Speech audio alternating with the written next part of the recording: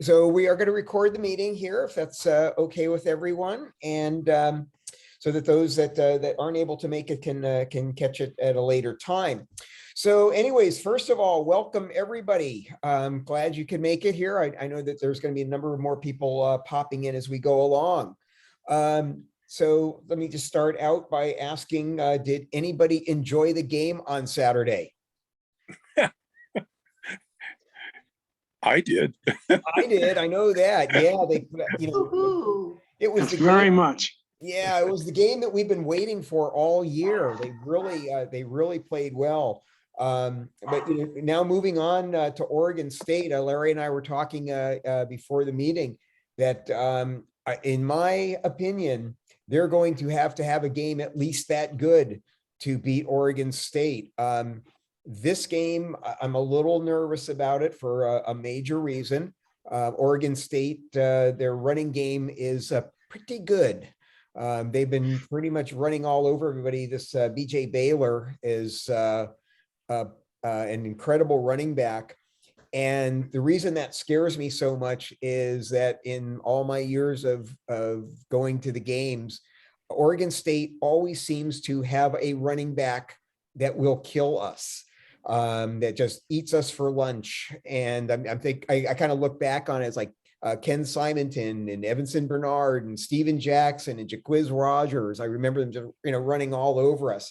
So I don't want to add BJ Baylor to that list. So I hope our run defense is everything this week. So anyways, the game, as you all probably know, is at 4:00 at Memorial Stadium. So I hope you're all there. So it's not too late of a game. So we should get back to Sacramento at a decent hour if traffic cooperates. And just also, if you have not heard that the Arizona game has been announced, it is a 12 noon Pacific time game at Arizona Stadium, and that will be on the Pac-12 networks unless you're going to the game. Well, it's actually be Pac-12 networks even if you are going to the game. But if you're not going, that's where you can take a look at it. So the bad news is that Adam Brooks is unable to be here to give us the inside scoop on what's going on athletics and how the team is practiced this week. And we were again we tried but unable to secure anyone from Oregon State. So that's the bad news. The good news is that's going to leave a lot more time for our guest speaker today. But before that, I just want to remind everybody that we do have 2 more speakers coming up next week. We're still trying to get somebody, so we'll keep you posted on that.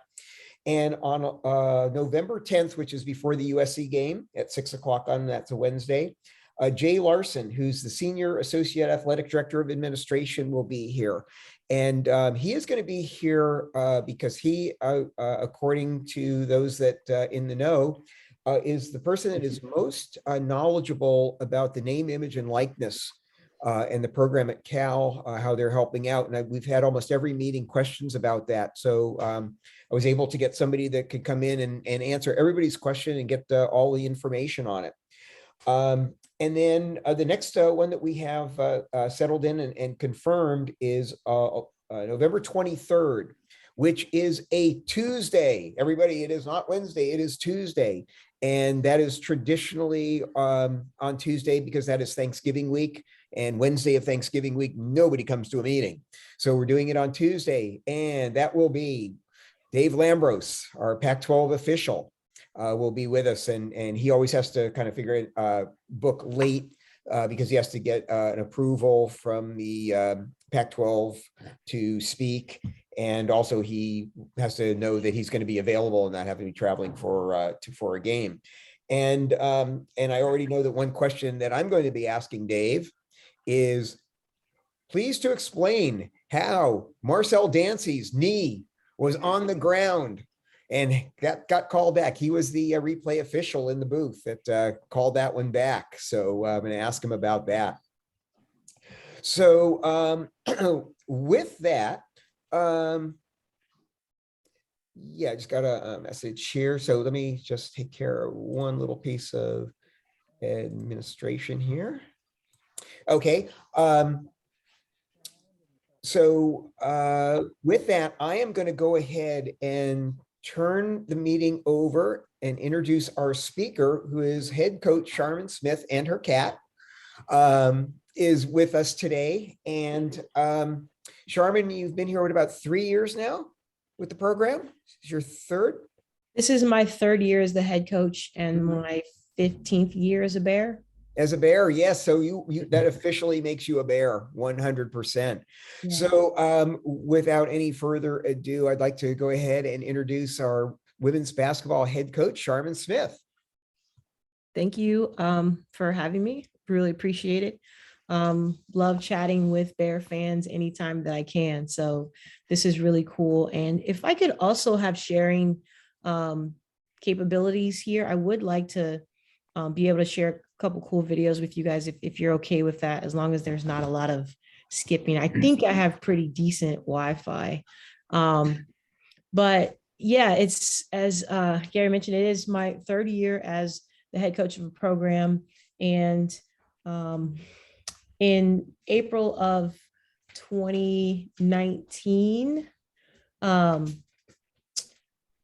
is that right? Yeah, I believe that's right. I was wrapping up, I guess, like around my 12th year as an assistant coach, and I decided that I was moving on, and I took a position with the New York Liberty as an assistant coach in the WNBA, and I thought I was going to only work half of the year and get my teaching credential and teach during the year and really kind of like, I don't know, chill out. And I left Cal in April, and then a month and a half maybe later, Lindsay Gottlieb took an assistant coaching job with the Cleveland Cavs, being the first female college coach to move from women's college basketball to the NBA.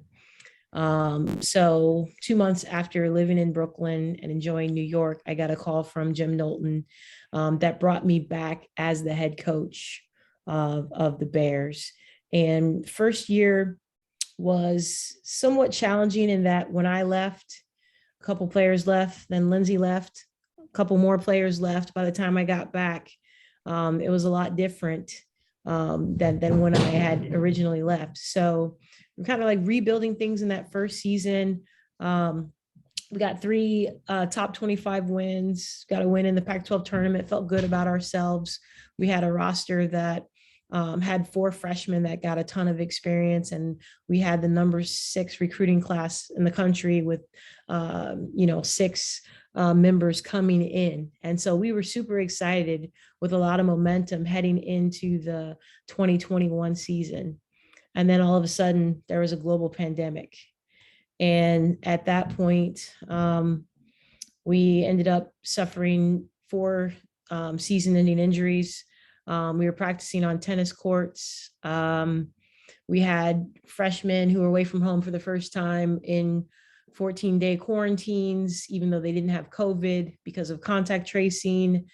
Multiple times throughout the year, we had 6 scholarship players that were healthy, and it was a challenge. And I'm just really happy that we survived hell, essentially, and we've made it to the other side. And I'm really looking forward to this upcoming season. We do have 14 healthy bodies. We get to practice in our gym, and we've had a summer of workouts, which the previous group did not get. And we look a lot better than we did last year. So really excited about the 21-22 season. In addition to just getting healthy and being on the court, I also have several staff changes, 7 new members to the staff that I'm super excited about, and I can answer questions about that. And I also went through a process in the spring in which I really invested in identifying our core values and what was going to be important for us to be successful. So, when you're in hell, not that we've all been there, really, but when you're in what feels like hell, you do a lot of reflecting and thinking, and like, how were we able to make it through and survive what we went through and come out together. and still as a team, right? And we definitely did that. And proof of that is the fact that I really don't know another Division I women's basketball program that can say that they had no transfers last season. And we were a team that won one game and not a single player left. So I think that tells you how tight we were and how much, like just how resilient we are as a team. And we're proud to have stuck together. And so I did a lot of reflecting during that time, like what is good about us? What do we want to continue doing? And then what needs to be better? And in that reflecting, I came up with our core values and our circle. And that's really like how we have been moving through kind of post-COVID times with this basketball program to get us back to where we want to be, which is cutting down nets and going to Final Fours and being at the top of the conference. So I would like to share this video with you, if I can find the correct one, that explains a little bit of my journey and where we are as a team and who we hope to be. So if it's skipping, let me know, but I'm going to give it a shot here if that's okay. 1 second.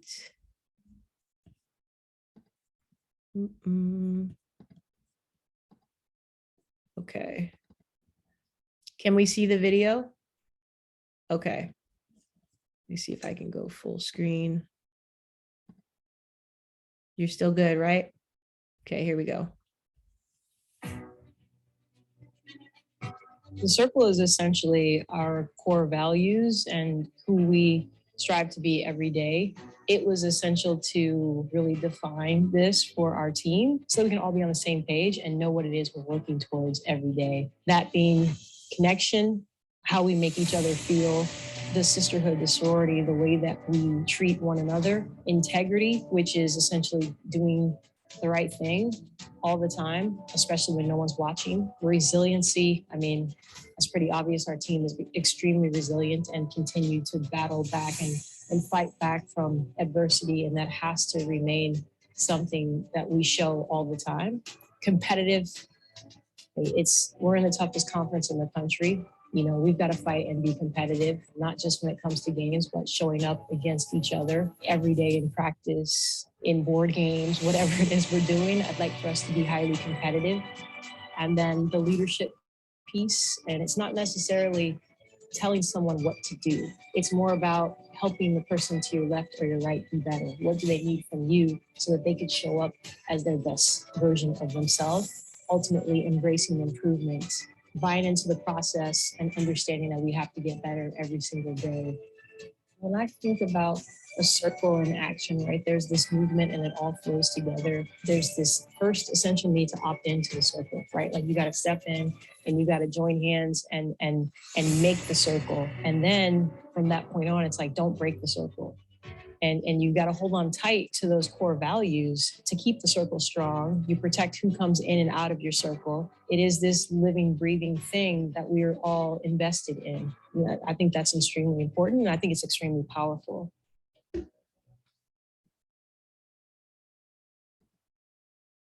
So that's just a little insight into our core values and who we're striving to be. The team, I mean, we have a phenomenal group of young women. They're doing well on the court now that we've got some folks healthy and our conditions have changed, and they've continued to do well in the classroom. We had the highest GPA of any sport last spring. We've got the most improved GPA, and I'm really proud of, the type of citizens and young women that we are. I would love it if you guys have any questions related to the video or just the status of, the program moving forward. I can answer some questions, and then I do have another video that I'd like to share if possible, but I don't want to just talk the whole time without giving you guys the chance as well. Yeah, sure. Excuse me, Charmin. Richard Moss has a question. Richard, do you want to go ahead and ask? Yes, how badly does Cal need a practice facility for men's and women's basketball? Yeah, I mean, uh, on a scale of 1 to 10, with 1 being we don't need it at all and 10 being we desperately need it, I'd say probably like 99. Okay. We have, just real talk, I'm pretty sure we have the worst facilities of any team in the Pac-12, yet we're expected to win championships. Um, Oregon State facilities kill it. Like we don't have a practice facility. Right now, my team has to walk outside and walk around to a back stairwell to get up concrete stairs with, I don't know, stains on the floor and some random trash. Like it's just ridiculous to get to practice every day, walk through a rec gym where there's either volleyball or badminton or something else, yoga going on, and they want us to be quiet, to get to a gym in which I have to continue to tell people, no, we're practicing. You can't come in and shoot on a side basket, and tell them, no, this is the women's basketball team, right? Those are the conditions that we're operating under right now. Um, and not that I care for us, but imagine what it feels like when we have recruits and they see those types of things. When I have to walk a recruit outside up a dark stairwell to get to watch us practice, right? Haas Pavilion, the side baskets today, one of the baskets was lower than regulation, and my players were shooting, and they're like, and I'm like, what do you guys like? What? Well, it's low. It's too low. The basket's too low. I'm like, well, why are we shooting at this basket? Well, we don't have any other baskets, right? So we're really far behind when it comes to other people in our conference, and not just our conference, right? We're supposed to be competing across the nation, and this is a need that I know Jim is working really hard on, but boy, is it a priority. Um, as well as for women's basketball, we need an upgraded locker room. We've been putting lipstick on the pig for far too long, and we don't take recruits into the locker room because of that. It just doesn't compare to what Utah, Colorado, UCLA, and let's not even think about that school across the bay that we want to say we're, in line with. Like, we're not even close to what those schools have. You need like an Aaron Rodgers to make a donation for a locker room. That'd be amazing. That'd really be amazing. And I think, for men's basketball, there's so many people, we just got to get them to understand. I know at Arizona, Richard Jefferson gave for their practice facility. It happens. We've just got to figure out a way to get it going, because they're really big needs. Thank you. So the question was, how much do we want? How much money do we want? I mean, for the practice facility, that's Jim's got to do that, and that's going to be a ton of money.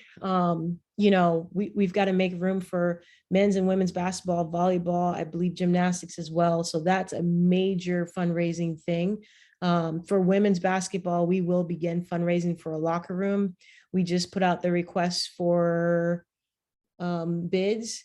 And I think that's probably like a $1.5 million project, somewhere in there. That's ballpark. We haven't seen any plans or anything, but I think it's going to be in that range to do it right and not have to redo it 2 years from now. New assistant coaches. Yes, Leslie, I can fill you in on that. They are a phenomenal group of people. And I use that word because, we had a couple people get amazing opportunities in April. And I was like, okay, again, I'm worried that this team only won one game. How are we going to hold it together? Right? Like, how do I keep them feeling good? And I didn't feel good. I didn't feel good about our season, but I knew that there was a process, and, but with young 18 to 22-year-olds, I was concerned. And as people started getting other opportunities, not because they didn't believe in what we were doing or what I was doing, but because it's expensive to live in the Bay, and other schools were offering them way more money to where, they could afford to live without a roommate and such, which is another hurdle being here in the Bay, as you guys know. I couldn't blame people for making the moves that they made. And I told our players, you don't need to worry about it. you will have really good assistants who will want to be here and coach you. Reason being that I think they are a phenomenal group of young women. And I think that attracts phenomenal people. And that's been the case since even when I was at Stanford and peeking over and being like, I want to be there and I want to coach those players at Cal.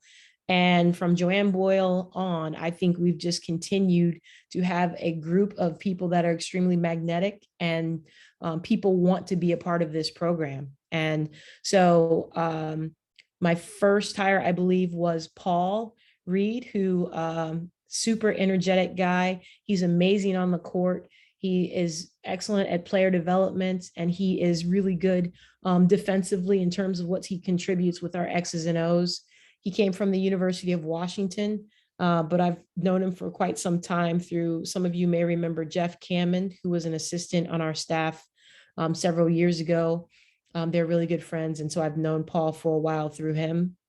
And I think if any of you have an opportunity to spend some time with him, you'll understand why he's just really dynamic, and the team just really kind of latched on to him immediately. Another hire that I made this summer was hiring Kelly Cole as an assistant coach. Kelly and I actually go way back. My first year as a coach was at Boston College in 2003. We won a Big East championship and advanced to the Sweet 16. And Kelly Cole, in my first year as an assistant, was the associate head coach of that Boston College team. So she was previously a head coach for 9 years at Northeastern.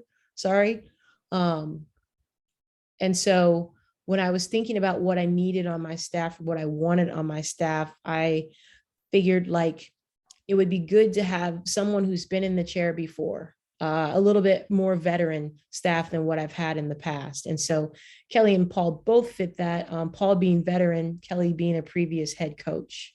So excited about them. And then for those of you who know our program, bringing back Eliza Pierre, who was a guard on the Final Four team. I mean, it was a no-brainer. She was going to be a part of the program. I didn't know I was going to have another assistant spot. I planned on bringing her as the Dobo. And then when another coach left, I was like, Eliza, yes, you're coaching and you know exactly how these young women feel. If you recall, Eliza's class struggled their freshman and sophomore year being in the WNIT, and then finally turned it around junior and senior year, making it to a Final Four. So having those people as my coaches is really cool. Another move that I made was shifting Kai Felton, who's been with the program for several years, from an assistant to a special assistant to the head coach. So Kai's kind of like catching everything that I don't need to handle before it gets to me. So he's like, swat, swat, swat. I got that. Don't worry about it, Charmin, so that I can focus on what I need to be focused on, which is our young women in the basketball. And she's doing a phenomenal job and loves her new role, as kind of relieves her from some recruiting duties and some of the travel and such, as she, needs to spend more time with her family as well. The reason this has gone so well is because, as I mentioned, I left in April of 2019. I came back in June of 2019. And I'm essentially staring at the people who I was working side by side with, in April. So it's really hard when you come back as a head coach and Deli's like, yeah, Charmin, I'm so glad you got the job. Like, hey, and Kai's like, yay, they made the right choice. They got Charmin. And then looking at me, of course, I'm like, yes, you guys are my people. You're my staff. Like, let's go. I was just working with you a month ago, right?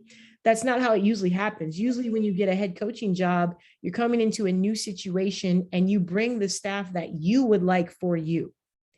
Not that I didn't love Deli and April and Kai, but those selections weren't made based on what Charmin Smith needs as a head coach.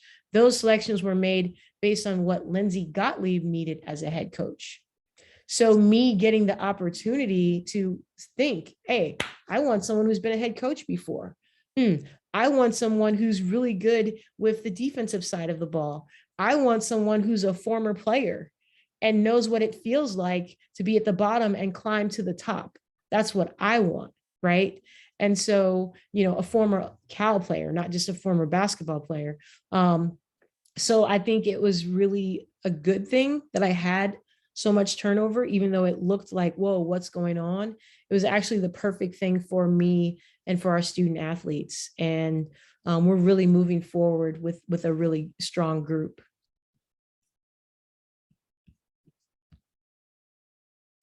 Does I don't anybody have another question for Charmin?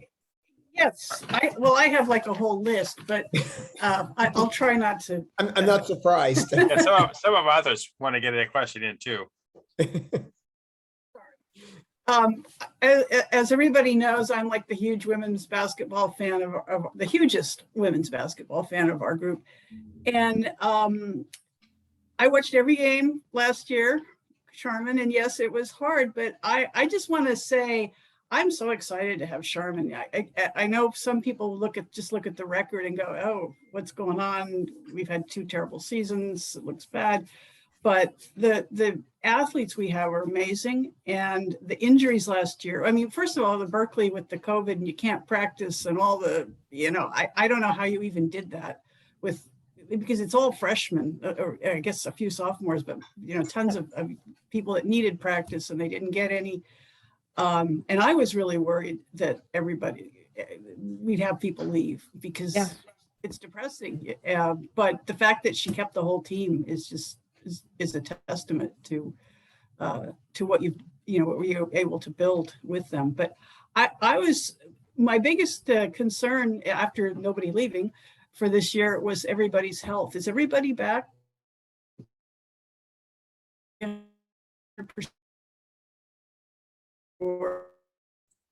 Leslie, you're freezing up a little bit and cutting out. Jazzy, Alma, I am. Can you guys hear You're me? fine, Charmin. Okay, so Leslie's question, I heard her fine, was just, is everyone back to 100%? That was the concern. She recognized no one left and that was a really good thing, and then just wanted to know if everyone's healthy. As I mentioned, we had 4 season-ending injuries, and from those, Kylan is back 100%.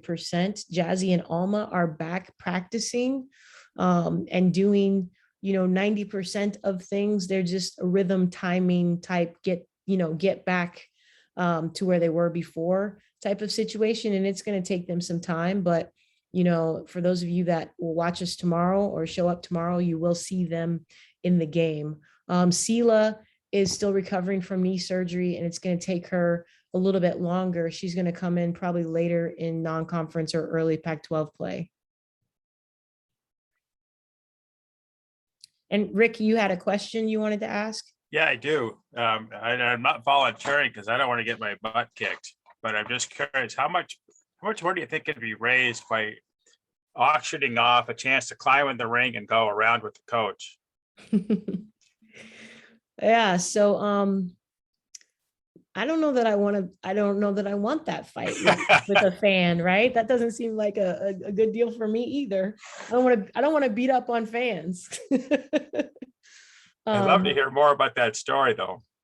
Yeah, so for those of you that don't know, I've been practicing Muay Thai for 5 years now. And September 25th, I had a Muay Thai match, PKB. So it was at the Kaiser Permanente Arena in Santa Cruz where the Warriors play. And it was a lot of fun. And afterwards, my players thought that I should do it again. And I'm not sure if I'll do it again because I wanted to just do it one time. But of course, it was my very first one. So there are things that I wish I would have done and kind of woulda, coulda, shoulda.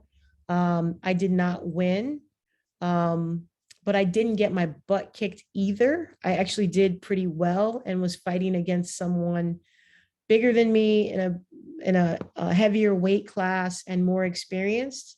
So, it's kind of hard to walk away. So I'm not sure. I've got to figure that out. and think about, if I'm ready to walk away or if I'm going to try another time. So that's the scoop. I'm trying to find a video of it, and I can work on that. If there are any other questions, I can try to pull up something while Well, that's it's going good to on. see you've got all your teeth and your nose is still straight. Yeah, see, had any of that happened, I'd be done. But the goal was to have my face still look the same. And I accomplished that goal. I did. I accomplished that goal. So we'll see what happens. I'm going to give you guys a little clip here in a second once I find this video.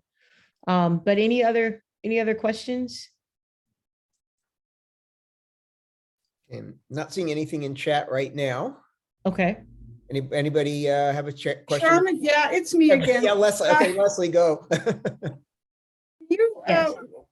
I mean, the Pac-12 is just monstrous. As I don't know if everyone here knows, but both of the teams that played in the final game of the NCAA championship last year were Pac-12 teams. It was Stanford versus Arizona for the final. So it's an amazing conference. How do you think we kind of, do you have a feel of how we stack up? Because the competition is unbelievable. We would have had more than one win last year if the conference wasn't so tough. Yeah, you're right. I mean, it's the toughest conference in the country. It's extremely challenging. And we've got a lot of work to do to climb to the top of the conference. My goal right now is to get out of the bottom quarter, to be honest with you. This conference is going to have 7 or 8 teams probably in the NCAA tournament, I believe. Wow. That's a really good thing. And, right now we're 12th. If we get to 8th, that's an amazing season. And we are a postseason team. Finishing 8th in the Pac-12 is a postseason team. Now, is that where we want to end up? Like ultimately, is that the ultimate goal? No, but you've got to chip away and get somewhere and build, right? And what we have with an extremely young roster, getting out of the bottom and getting to postseason play, I think that's a huge accomplishment, especially in the toughest conference in the country where there's no bad team. We're not bad. If you put us in some of these other conferences, we would not be at the bottom. We would not be at the bottom of these other Power 5 conferences. But in the Pac-12, unfortunately, we're at the bottom right now, and we're willing to do the work to get ourselves up back to where we've been, which is the top quarter, 1, 2, or 3. That's where we're headed, and it's just going to take some work to get there. Coach, could you give us a little brief rundown of some of the top players we will be watching this year? Yeah, so I'll start with some returners. So Leilani McIntosh has been our starting point guard for the past 2 years. She's just really quick, plays extremely hard, kind of like pesky out there, just all over the place. She's really worked on her offense, her shot, hoping that we can get her field goal percentage up this year. That'd be great. But she's a great facilitator for us, a great point guard, a great defender. Having Kylan Crocker back healthy is huge. She was a starter for us in my first season and sat out all of last year. As I mentioned, she's back healthy. She'll be starting at the guard spot. Really excited about her. Very dynamic, shoots the ball extremely well, ultra competitive, really fiery. She'll have a great year. A newcomer that you guys will all be excited about, I think, Jada Curry. She has the last name Curry. She wears number 30. She can shoot from the logo. She's really good. And, I love how our team has embraced her. And a lot of that is because of how humble she is. But boy, she's special. And you guys are going to be able to tell right away. I'm really excited about Jada Curry. And I keep trying to talk to people about getting her jersey in the bookstore, but I don't think we have any basketball jerseys in the bookstore. We need to work on that. I think all we have is maybe Chase Garber's or something like that. But yeah, Jada Curry is going to be special during her tenure here at Cal. Post players, Lele Daniels is back. She's 6'4". She's very versatile. She worked on her perimeter shot. It looks a lot better. Michelle Onya, extremely athletic, still raw, but she's fun to watch and will be a monster on the boards. And then we have a newcomer in Jaden Bush, who is a transfer from Harvard, grad transfer. So she has a Harvard degree, and now she's getting Harvard degree in economics. Now she's getting a master's degree at Cal in public policy. So needless to say, I think Yeah, that's what we need. Yeah. needless to say, I think she's set. So she is 5'11" and plays like she's 6'3". She rebounds the heck out of the ball. She plays on the low block. She's like, I don't know why people want to be on the perimeter. I don't want to be a guard. I'm a post player. So you guys are going to really love, you're going to love watching her energy and her toughness. Someone asked, why am I holding my left shoulder? Well, because my right arm hurts. I don't know what's wrong. I get an MRI Friday. And my right arm feels better when it's like this than just dangling free. So I need a sling and I don't have one. So that's why my hand is on my left shoulder. I hope that's not too distracting, but I'm just trying to be comfortable. Let's see, what else can I tell you? Mia Mastroff is getting better. She was the one from Miramonte, local kid that came in from high school, like left, graduated early last year and got a few games in with us. And she just keeps getting better and better with like the practice and, you know, the reps that she didn't get to have during that super senior, whatever type of year they call that with COVID. So that's a pretty general breakdown right there of a few of them. Hopefully that's helpful. Thank you. Yeah. Charmin, you were talking about, obviously the team, was 12 out of 12 last year and want to do much better. But you also talked about the fact that you got the buy-in from the team and you've continued to maintain that buy-in. And I'm curious what you attribute to getting that buy-in initially and then keeping that, because that's obviously a really good quality to have in the team. Yeah, I mean, I'll start with just saying, I think they are good people who came to Cal for a reason, right? I think they love Berkeley. I think they love, earning a Cal degree. And then I think as a head coach, what I really tried to do with COVID is just let them know that I was there. And I didn't make it about winning because it couldn't be, right? It couldn't be. We just did not have the bodies. There's just no way. And so we talked a lot about small successes within the team in games, right? We talked about like how to support one another. When I had the 4 of my 6 freshmen in quarantine and none of them had COVID and they didn't understand why they were shipped up to Foothill, told to get out of their dorms within an hour and couldn't leave their room and had like food put at their door, right? Like we had to figure out how to keep them from saying, all I want to do is go home. And in those moments, I think when adults show up for you and tell you that they care and show you that they care about you, then, I would hope that they would feel some type of investment in caring about us and the program as well. And we did a lot of work that had nothing to do with putting the ball in the basket to make sure that people were okay. Because a lot of a lot of us were not okay during COVID.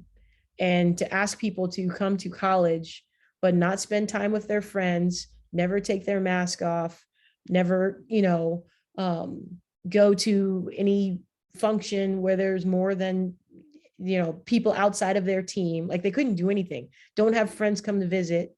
The players that had surgery, they tried to tell me that their parents couldn't come.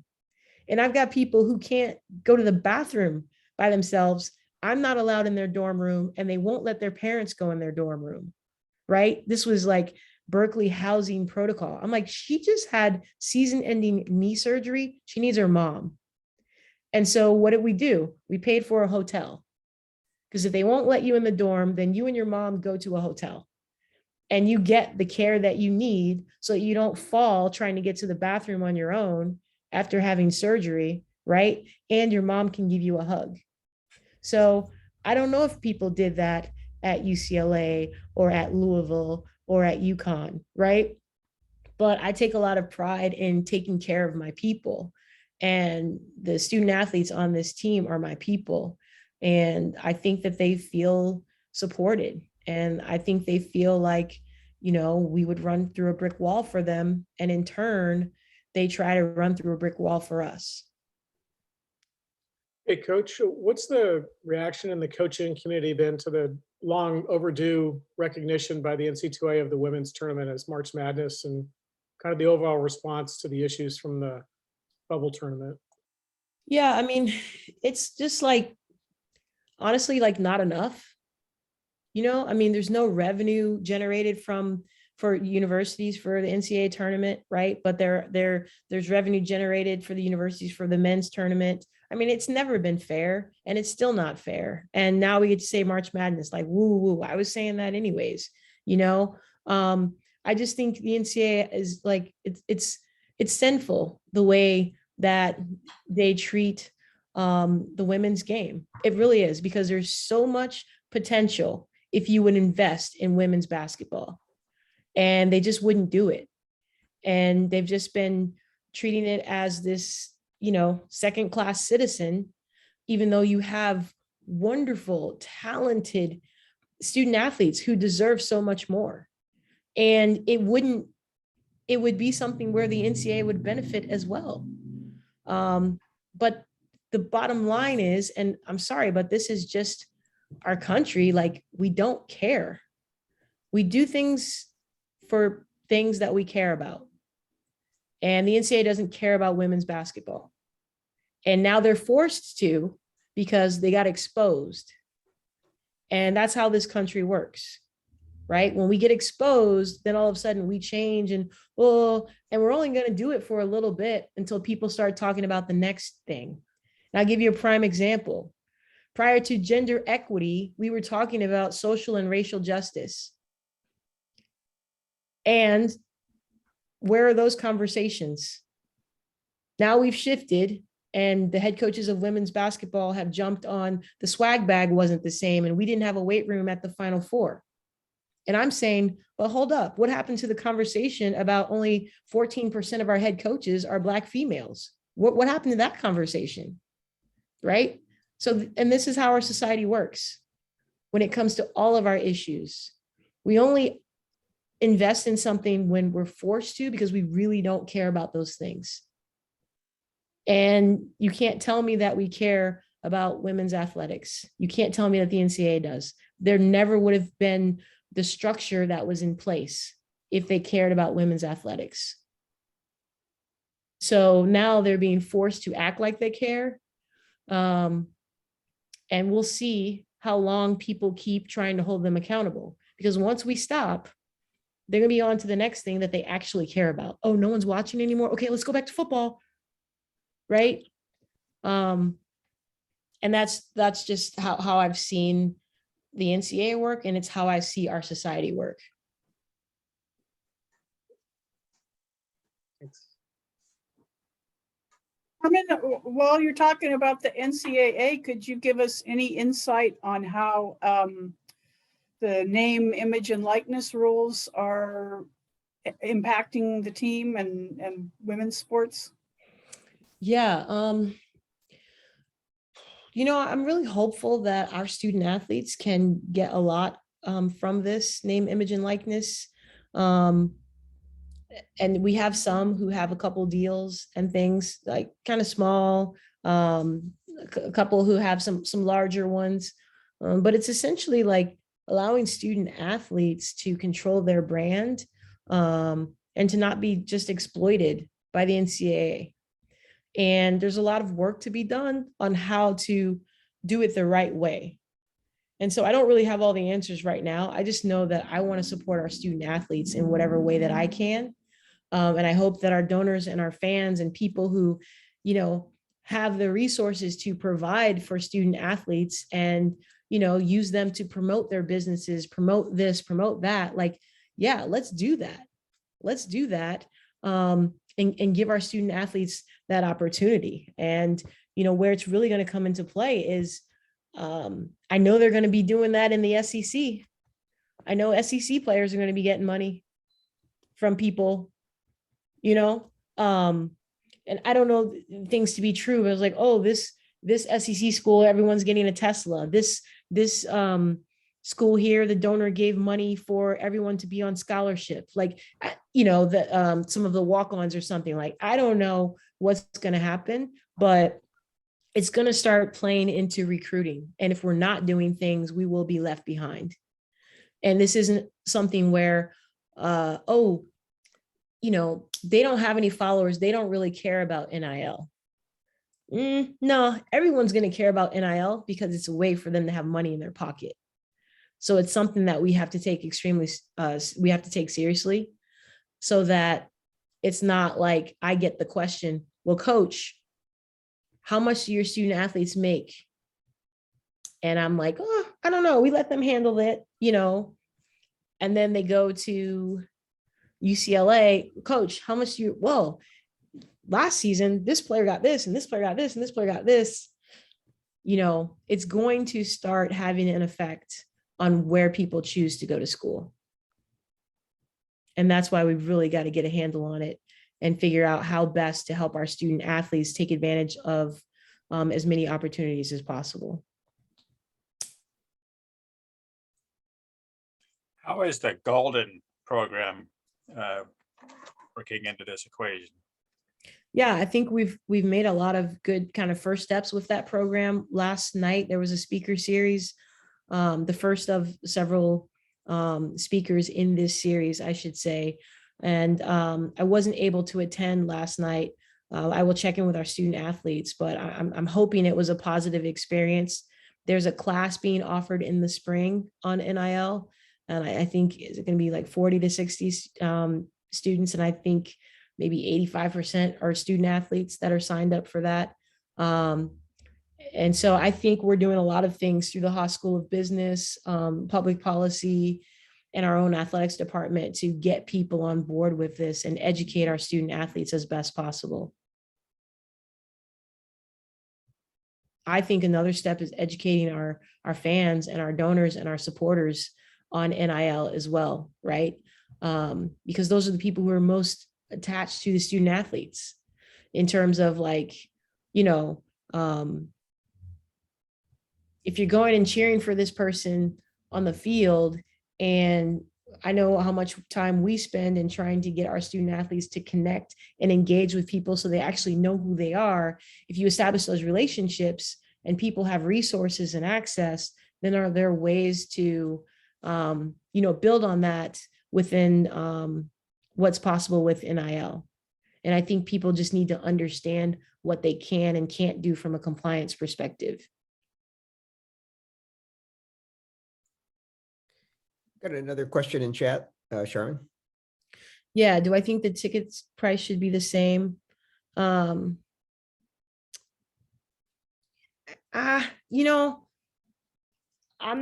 not a marketing expert, so I'm not sure. I know that a WNBA ticket isn't the same as an NBA ticket, right? But then a ticket to the women's, I don't know, is the women's, the US Open for women, maybe that's more expensive than the US Open for men, right? So, and I'm not sure, maybe those are the same. I think there are differences in our sport and differences in programs, right? So I'm trying to think of a really good example. Right now, I think Stanford women's basketball ticket maybe could be more than a Stanford men's basketball ticket, right? So flip it there. I don't know what they do. Maybe they just say basketball is basketball and it's the same, right? Mark and I are both trying to build something right now. I want a ticket price that draws families. It is affordable for families, because I think those are the people who really invest in women's basketball. And Mark might want a ticket price that draws in, I don't know, corporate America or whatever it is that works for men's basketball. Students, right? More students come to the men's games. So I don't know that you can just look at it and say the women's ticket should be the same as the men. I think you got to figure out who you're trying to attract and what they're willing to pay and charge that. And then, you know, as the wins come and as you get better, then there's more demand. Then I think, if I remember from my class work, you know, then I think the price can go up some more then too.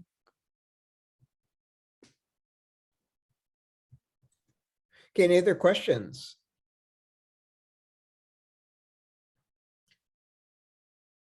All right. I saw Rob come off mute. Were you going to say? Yeah, I something? thought that too. Nope, back on mute. Went back onto mute. Okay, Charmin, did you want to show another video? Is it?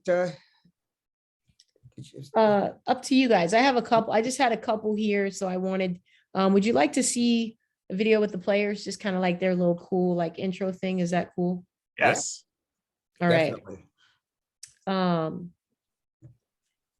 This is just kind of their personalities. It's not necessarily basketball, but they like it. I think it's cool.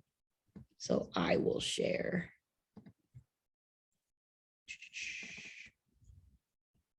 Can we see it?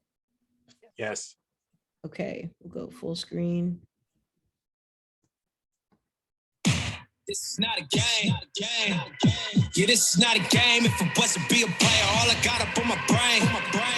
Yeah, this is not a game. If it was to be a player, all I got up on my brain. So gonna be the best. Put my head up in the air, homie. This is not a game. Yeah, this is not a game. If it was to be a player, all I got up on my brain. So gonna be the best. Put my head up in the air.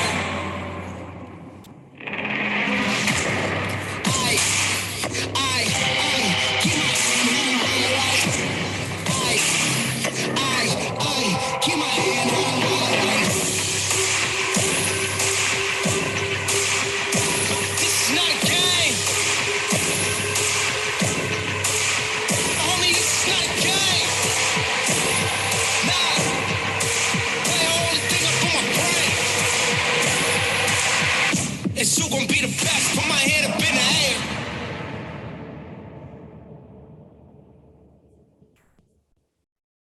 So that is our squad. I'm excited. That video gets me excited. We have a game tomorrow. I'm super happy about that. For those of you that didn't see, I am going to give you a little tease here. Let me see if I can. Yeah. So can you guys see this? Yes. All right. So this is at Kaiser Permanente in September. So this was a real fight.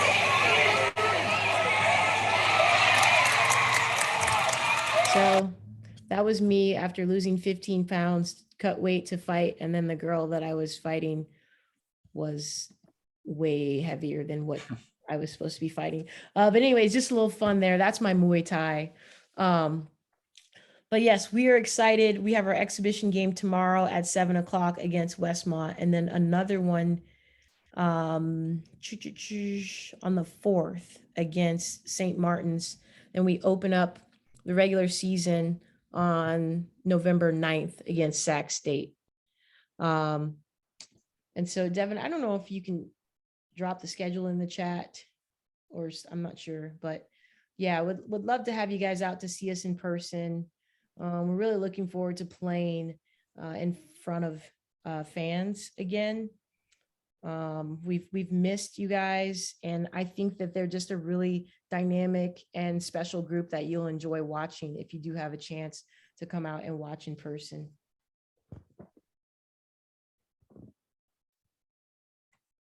And I appreciate you guys spending this time with me.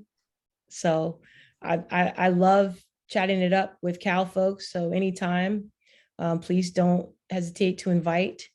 And it's really cool. And I appreciate your support for sure. Charmin, thank you so Thank you, much for Charmin. being here. Yeah, I mean, this has been great. This is I'm actually, even happier now that we had a little bit more time without some of the other things that we normally have to hear from you, and it's been great.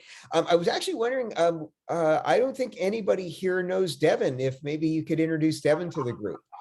I know Devin. Of course. Thank you, Gary. Hello, everyone. My name is Devin Shalahorn. I am the Associate Director of Leadership Annual Giving for the Cal Athletics Fund. I work, specifically with women's basketball as their development lead, among some other sports like women's gymnastics, Cal Spirits, and field hockey. And so I'm coming from UCLA, and I'm happy to be here at Cal now. So happy to support the women's basketball program. Charmin, I don't know if you want to show them the Golden Way flyer that we just created. I think it'd be a good opportunity to see, some of the things that we have in store for this year, whether that's benefits and the different donor levels. So if you guys have some time, I'd love to show you guys that as well. Sure. Yeah. And Devin, thank you for being here, and you're welcome to join us anytime. Of course. Thank you, Gary. Thanks for having me, everyone. 1 second, I'll go ahead and share my screen.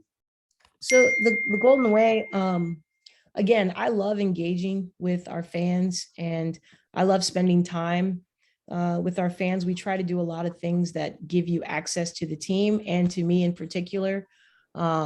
So, we have our pregame chalk talks with the assistant coaches. And I was really bummed because I love doing the chalk talks as an assistant. And that was like, when I got the head coaching job, I was like, oh, I can't do chalk talks anymore. Like, I was really frustrated about that. So we actually created the post-game review, the Beyond the Layer event. So after the games, I come up and meet with the fans and kind of just do a post-game breakdown. And that's been really enjoyable, again, to get to spend more time with all of you. We are in the process right now of women's basketball. As I mentioned, the locker room is priority number one.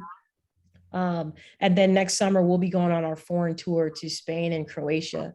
So looking to earn money for that trip as well. So I think, once we hit our annual fund goal, we top that, then all of the money will go towards that discretionary, which we are allowed to use for a locker room or for saving for, the foreign tour.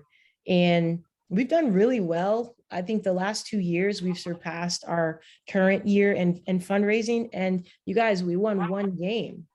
So I can't wait, because this year we're going to win a lot more games. And I would hope that would correlate to even more giving. But what I've said to people is that I appreciate those of you who are there for us when we were shooting in the gym. And that is a reference to a saying that Kobe Bryant would say. And I think Drake used it in one of his rap lyrics. But essentially it means like, when I was doing all the hard work, getting up shots late at night, like, were you there? Right. And so he'd say, well, you weren't there shooting with me in the gym, but you're there on game day when Kobe's putting up 50 or winning championships. Right. So I say to our people, like, we will remember those of you who were shooting with us in the gym. When we get back to the top of the conference and we're cutting down nets again, I will remember that we raised the most money in a year in which we had the fewest amount of wins. And then we raised even more, and then we raised even more, right? So we've got a special group of supporters that have been behind us from jump and just keep, buying into what it is that we're doing. And there's a lot of belief. And I know that we're going to see it pay off this upcoming season. Great. Thank you, Charmin. And for any of you guys who have any questions about the Golden Way program, feel free to reach out to me. Just to reiterate, you can either give online at give.berkeley.edu, or you can send in a check and have it payable to UC Regents and just have it attention towards Devin Shalahorn, and I'll receive that. But like I said, thank you all for your support, whether that's financially or just, supporting the women's program. I know Charmin and the whole program, it means a lot to them. So I wanted to just say thank you again for that. All right, Devin, thank you so much. Before we close out here, I just want to say to Charmin, I don't know if your ears were burning a little bit last week during our meeting, but your name came up from our speaker from last week. Derek Van Reenen was here with us, and he had nothing but wonderful things to say about you. And was saying that you really are the perfect person for the program right now, and that you know how much you care about our student athletes and everything. And from what you're saying tonight and your passion, yeah, I mean he was right 100%.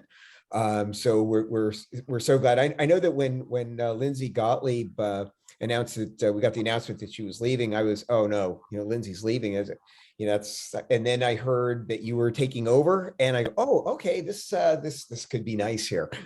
So we're really glad that you're here.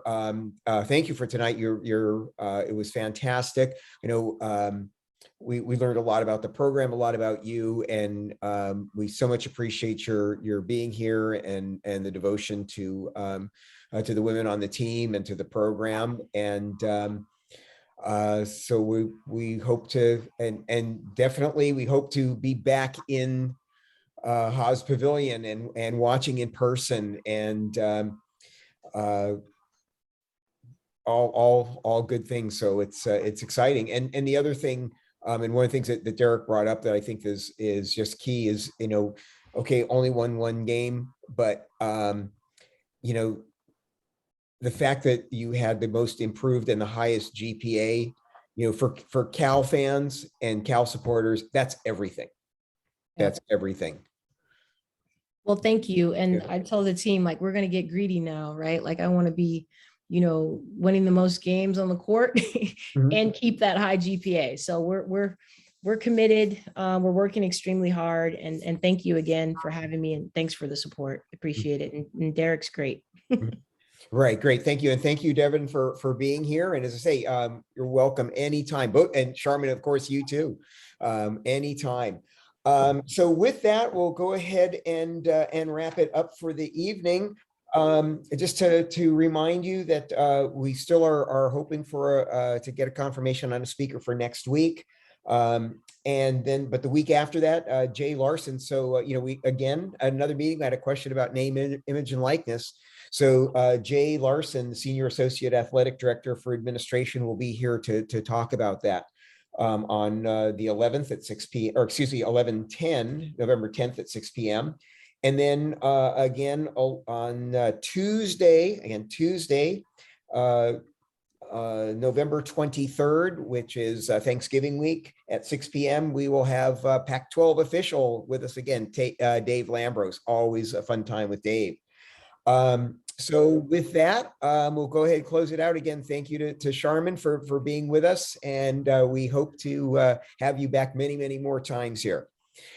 So with that, I'll say good night and go Bears. Go Bears. Thank Go you, Charmin. Bears. Thank you, Thank Sean. you. Appreciate it, Coach. Go Bears.